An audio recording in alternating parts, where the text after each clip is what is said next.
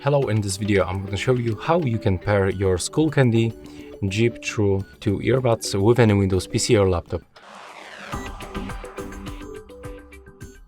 So to do this you have to charge them for like 20 minutes by using this micro USB port and disconnect them from any previously connected devices.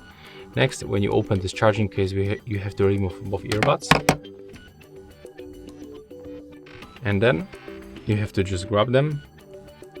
Click and hold on this left and the right until indicators starts blinking blue and red, just like that. It means that we are in the pairing mode. So we have to go to the settings.